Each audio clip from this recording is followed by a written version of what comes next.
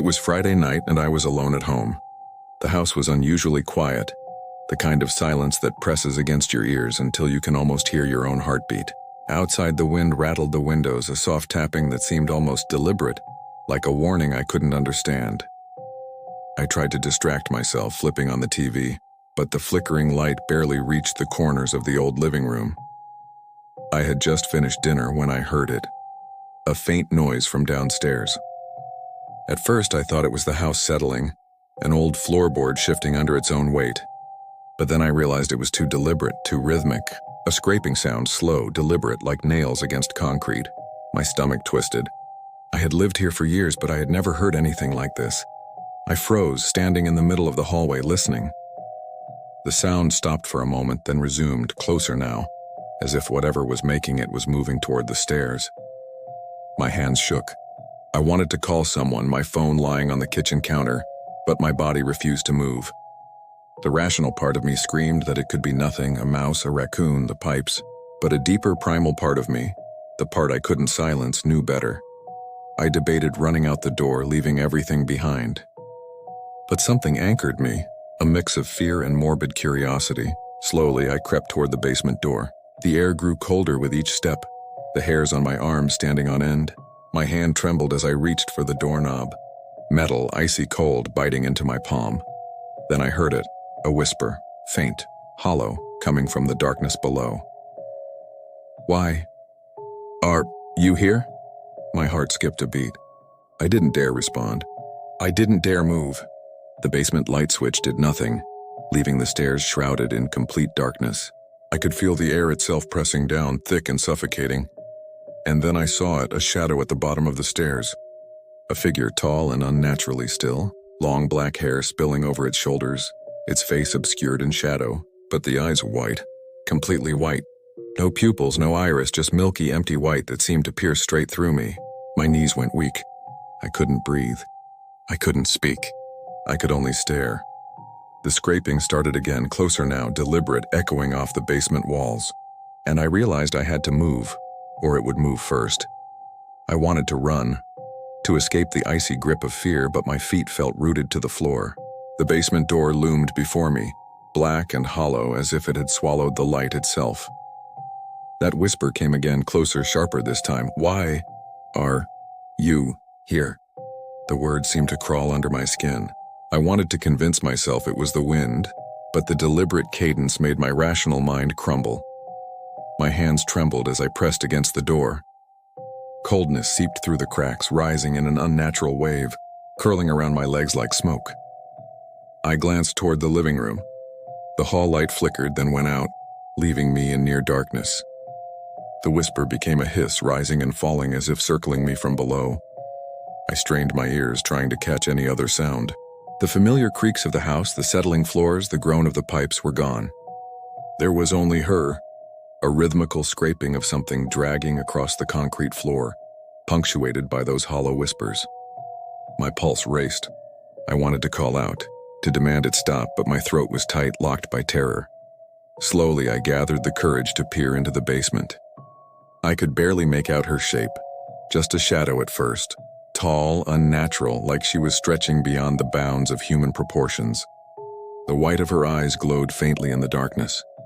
Long black hair fell over her shoulders, clumped and wet-looking, shifting slightly as if moved by its own will. She didn't move like a person. She moved like a shadow, fluid, effortless, terrifyingly silent. A draft of cold air hit my face, carrying the scent of decay. My stomach turned. I wanted to step back, slam the door, lock it, call someone, but I couldn't. Something about her presence was magnetic, drawing me closer, forcing me to witness her. The whispers intensified, echoing around me. "Why are you here?" I realized she wasn't waiting for me to descend.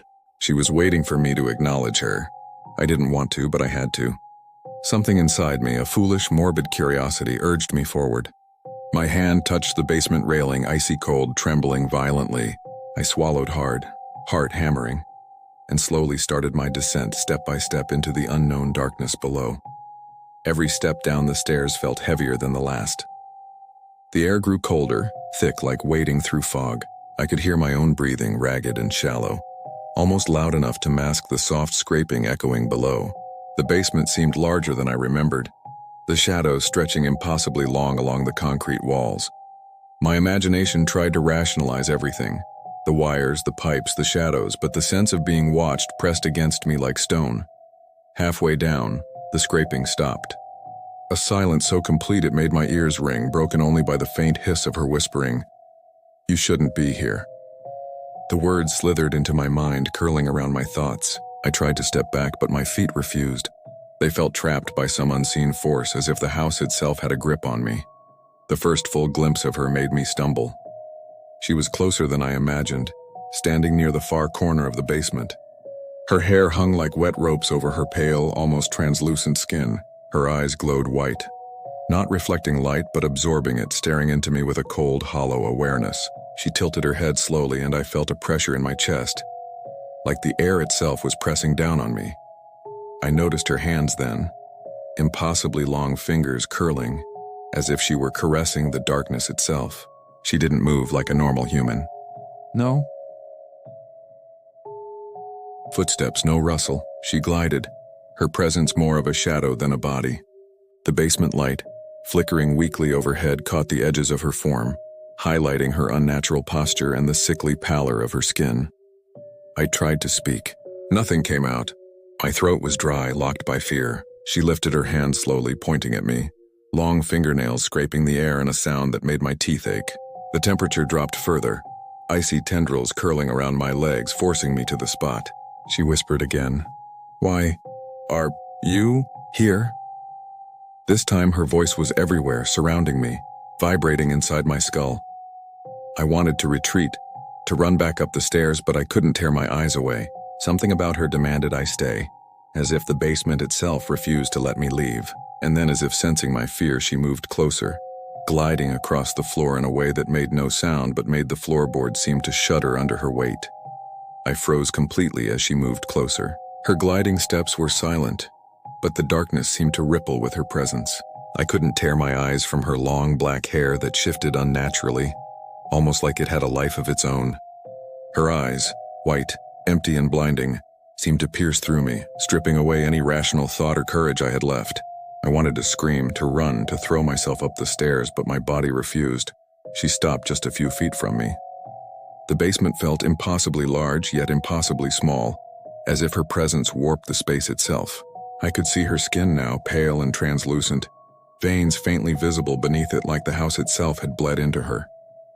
A soft, wet rustle accompanied her movements, her hair brushing against the concrete floor. Then she spoke. Her voice wasn't just heard, it was felt, vibrating inside my chest. "Why are you here?" She repeated it slowly, each word deliberate, hollow, echoing in every corner of the basement. I couldn't answer. I couldn't even form the thought. My mind had gone blank. She lifted her hand, pointing directly at me. Her fingers were impossibly long, curling in a way no human hand could. I could see the grime under her nails, black and sticky, like she had been crawling through the earth. Her head tilted to the side and her hair shifted, revealing a glimpse of her face, gaunt, almost skeletal, with hollow cheeks and lips cracked as though she hadn't spoken in years. I stumbled backward, hitting the wall, my heart racing so violently I thought it might explode. The air grew colder, biting through my clothes, wrapping around me like icy chains. The whispering escalated, now louder, surrounding me completely. "You shouldn't be here. You shouldn't be here." And then she moved again, not walking but gliding closer still. My breath caught in my throat. My eyes darted toward the stairs, my only escape. But the staircase seemed impossibly far away, distorted by the shadows she carried with her. My limbs felt heavy, as though the air itself resisted me. I realized with a gut-wrenching certainty that she wasn't just in the basement. She was the basement now. Every corner, every shadow, every cold draft seemed to belong to her. And the more I tried to move, the more aware I became that the only way out was through her. Panic finally took hold. I bolted toward the stairs, but the basement seemed to stretch endlessly, shadows twisting and writhing as if alive. The scraping started again, fast this time, echoing from all directions. She was behind me, or maybe beside me, I couldn't tell. All I knew was that I had to get out. My hand grasped the railing, shaking violently. The cold of the metal burned through my skin, but I didn't care. Each step I took upward felt like wading through molasses. The whispering followed, growing louder, layered as if a dozen voices were speaking in unison. "Don't leave. Don't leave. Why are you here?" I glanced over my shoulder and nearly screamed. Her figure was there, floating above the floor, long hair trailing like smoke. Her eyes, those blank white eyes, locked on me. Her mouth moved, whispering silently, even without sound. And a wave of nausea hit me as if she had reached inside me, touching my mind. I stumbled, nearly falling down the stairs. My heart pounded in my ears. I wanted to run faster, but the air grew heavier, thickening with each step. I could feel her presence pressing against my back, cold and suffocating, pushing me forward but holding me at the same time. The basement seemed to stretch into infinity. Each step closer to the top felt like moving through tar, slow and grueling, and then I heard it clearly. A soft, wet dragging sound behind me, like fingers scraping the floor, getting faster with every second. I didn't look back. I couldn't. My only thought was escape. My body moved on instinct alone, climbing, grasping, sprinting toward the top. My breath short and ragged, but I could feel her in every shadow, her whisper in every corner, and I knew, horrifyingly, that she was not going to let me leave so easily. I reached the top step, slammed my hand on the door and yanked it open. The hallway light flickered weakly. I turned to face her. She was right there. Her hair hung over her face, her white eyes staring directly into mine, unblinking. She didn't move like a person. She hovered, floating an inch above the floor, her fingers stretched toward me, curling as if to grasp my very soul. Her whisper escalated into a guttural hiss. "Why are you here?" It was everywhere now, inside my skull, vibrating my teeth, my ears, my heart. The air felt alive, pressing against me, making it impossible to think. My instinct screamed to run, but my legs felt like lead.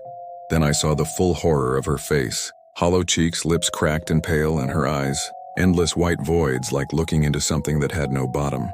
I wanted to scream, to cover my eyes, but I couldn't look away. Something about her demanded attention, demanded terror. I backed away slowly, fumbling for the staircase banister. She glided toward me with impossible speed, her long fingers inches from my shoulder. The scraping sound intensified, now like nails across every surface in the basement, echoing in the hall, in my skull, in my chest. I bolted. My only thought was escape. I lunged past her, not looking back, my body propelled by pure adrenaline. The house seemed to warp around me, the walls stretching, shadows twisting, her presence omnipresent. Every instinct screamed that I had to leave or she would drag me back. I reached the front door, yanking it open. The cold night air hit me like a wave, shocking me awake from a nightmare I wasn't sure was real. I didn't stop. I ran down the driveway, past the yard, past the streetlights. My lungs burned and my legs shook, but I didn't dare stop. When I glanced back at the house, the basement window was dark, silent, empty. I thought she was gone, and yet the hair on my neck bristled. The cold air felt unnatural, heavy. The memory of her white eyes burned into my mind. I told myself it was over. I told myself it had been a hallucination, a trick of exhaustion and stress. But deep down, I knew better. That scraping, the whispers, they weren't gone. They lingered in my memory, in the shadows of the night. I couldn't go back inside. Not tonight, not ever. I sat on my car hood, heart racing, trying to catch my breath. My body shook violently. I tried to calm myself, rationalize what had happened. But even as I did, I felt it. A presence behind me, though nothing was there. And the memory of those white eyes followed me, burning into my vision. Days passed. I didn't sleep in that house. I didn't go back. I stayed with friends, hotels, anywhere I could. But I couldn't escape her. Shadows in my apartment moved strangely. Whispers lingered when I thought I was alone. Sometimes at night I'd see a flash of black hair in the corner of my eye, or feel icy fingers brushing past my shoulder. I realized she didn't just haunt the house. She haunted me. Her question, that simple, hollow phrase, echoed endlessly. "Why are you here?" I could hear it in my dreams, in my thoughts, in the silence between heartbeats. I've tried to tell people. Friends say I'm imagining it. But I know the truth. I know what I saw. The pale skin, the hair, the white eyes. She exists, and she waits, patiently, for the next time I dare to step into her darkness. Sometimes I still hear scratching, and sometimes, late at night, I swear I feel her watching me, just beyond the edge of vision, reminding me that she's never far.